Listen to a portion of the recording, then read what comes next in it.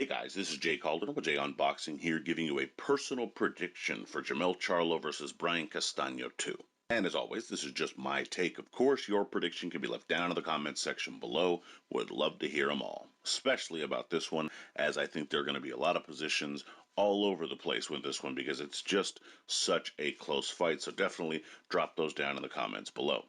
A little bit of fight info here. We have Charlo versus Castano taking place at the Crypto.com Arena in Los Angeles, California, formerly known as the Staples Center, airing live on Showtime with all of the gold at 154 pounds on the line. Now, their first fight was to crown an undisputed junior middleweight champion for the first time in the four-belt era. And while it didn't quite do that, it certainly delivered such an exciting fight. And it's now given us a rematch to look forward to, one that I've been looking forward to since that previous encounter. While I had it for Castano by a single point, it was very close, and Charlo rallied late and had his man hurt several times. Both had kind of clear path to victory, but both did things to make those pathways harder to navigate for their opponent. Such a great, evenly matched fight in the process. So it seems like we may be in for a real treat with this encounter. Of course, hopefully we will be. Both seem eager to kind of earn what they feel they won in that first fight and really do seem ready to go now at this point. So without much more ado, let's break this one down. Starting with Charlo here. For Charlo to win, I think he needs to land the left hook, but he cannot be reckless with it. That's going to be important. He can't just throw it willy-nilly hoping that it lands at the right time and does the sort of damage it can do. The reason for that being that the slightly faster hands of Castano tend to get there and tend to get home pretty quickly, especially early on in the fight. And if he does that, he's just allowing for openings. So instead of doing it during exchanges or leading with the shot, I think he should do it in two situations specifically. When he's looking to circle away from the ropes, which he needs to do anyway, he can use it sort of as a check left hook. And during that moment between the sort of rush of Castano and when he's looking to throw that power right hand, that left hook right in that gap is what he's going to be looking to land. And I think that will give him some success on the night. I would also say come forward, but be smart. You don't want to just engage in a firefight. Again, especially early, Castano has some really fast hands, and he's looking to put on pressure and some volume. You're kind of playing into that if you're just coming forward and trying to get into that proverbial phone booth. That's no bueno. Instead, what you have to do is make sure you're coming forward and pressing him back using that longer jab, keeping at the end of that stick, and kind of push him back. Castano is not nearly as effective when you're able to push him back. This also creates its own sort of offense for you, provided that the jab you're using is smart, is intelligent, and is crisp. You don't want to just put it out there sort of lazily, which Charlo did a few times in that first fight that Castano made him pay for. So instead, stay off the ropes, push back with that jab, set up your shots, including that left hand you're looking to land, as well as the uppercut that you have a very good one of, and you can do that as the fight progresses when Castano begins to start lunging because that jab is frustrating him so much. And perhaps counterintuitively, I would also say Charlo could have some success working the body. It might seem a bit counterintuitive because, again, he's the taller, rangier fighter and he's looking to create some distance. Working the body from that kind of perspective can seem a bit odd at times, but I mean it in two specific spots. The first one is jabbing to the body. Again, that's keeping him out of range. That's also keeping you out of line with his headshots that he's looking to land, because in the first fight, Castano nearly abandoned the body, so you don't have to really worry so much about that shot. And it will also take some of this wind out of Castano's sails. That's, of course, beneficial to Charlo as well.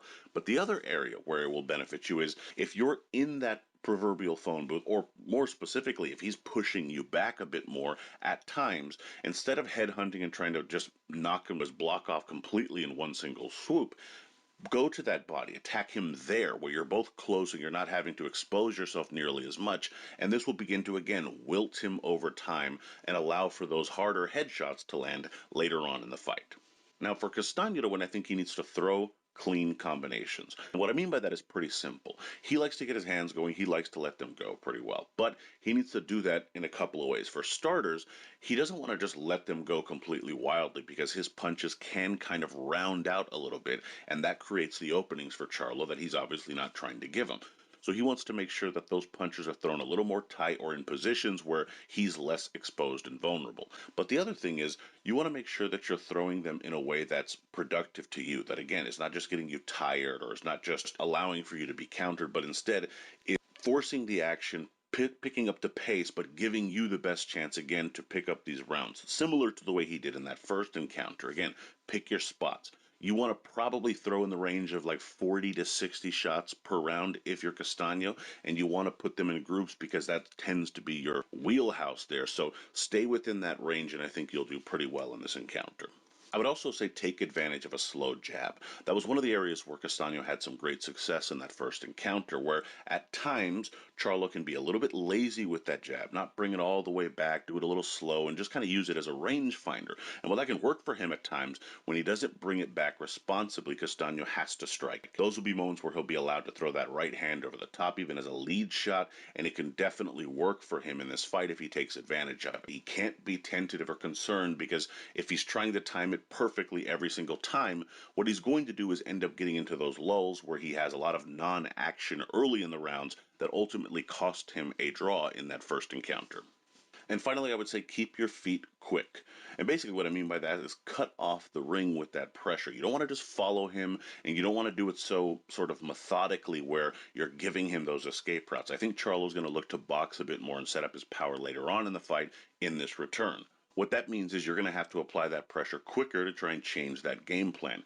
Cut off those exits, and do that by simply stepping laterally, using some head movement to do it, set up some shots, and push him back against the ropes.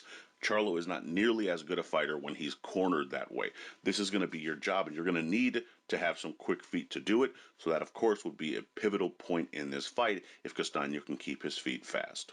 Now, in terms of my pick, this is such a hard one to predict in my personal opinion, but ultimately, I'm going with Charlo in this return encounter. This is mainly down to who I think has the better chance of making and initiating their adjustment. For Castano, he has to effectively be more active and press forward more. But that creates more openings for Charlo. Charlo has to keep off the ropes and jab more. Fundamentally, those are the changes I think help them each, and they can do that with the keys that I mentioned. The problem for Castano is that his solution requires him taking more risks. I think Castano does press more and look to really kind of pick up those points early on, but I think Charlo circles better and looks to punish with the left hook and makes him pay for that extra aggression. Due to Castano's pressing forward, Charlo will land harder shots and more often, dropping Castano in those middle frames. The left hook may be the culprit there. The fight might be close at times, but I think that those subtle changes, staying off the ropes, jabbing more, again, kind of circling a bit better as I alluded to, will allow for Charlo to earn a decision when it's all said and done. Charlo via unanimous decision.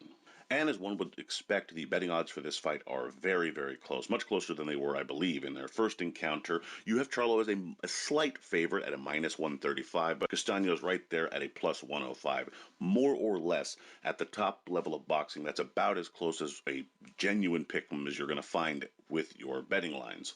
To be honest, you find great value in both of those picks. I mean, laying a bit of money down on Castano, especially, of course, is going to be basically better than even money prediction for you. So by all means, go for that. But even someone like myself picking Charlo here, you're looking at some pretty reasonable odds, and certainly something that you could find and kind of strengthen a parlay or just pick straight up, and you're going to have some, again, pretty decent return if you're able to get this one correct. So certainly some very enticing odds, to say the very least. And in any event, my prediction record heading into the weekend is 17-6-0 with 4 exact. But let me know what you guys think down in the comments section below. Let me hear all your thoughts, predictions, bets. Again, especially on this one, it's such a good fight. Let me know who you thought won the first one and how you think this second one goes as well. Please be sure to like, comment, share, subscribe, and follow me on Twitter at jcaldron_JOB. You can email me at junboxing@gmail.com. I'd love to hear from you there. Also, be sure to check out junboxing.com for schedule, results, betting odds, all that good stuff. Of course, look into the description box there and check out my most recent edition of Fighter Grades. And of course, as always, until next time.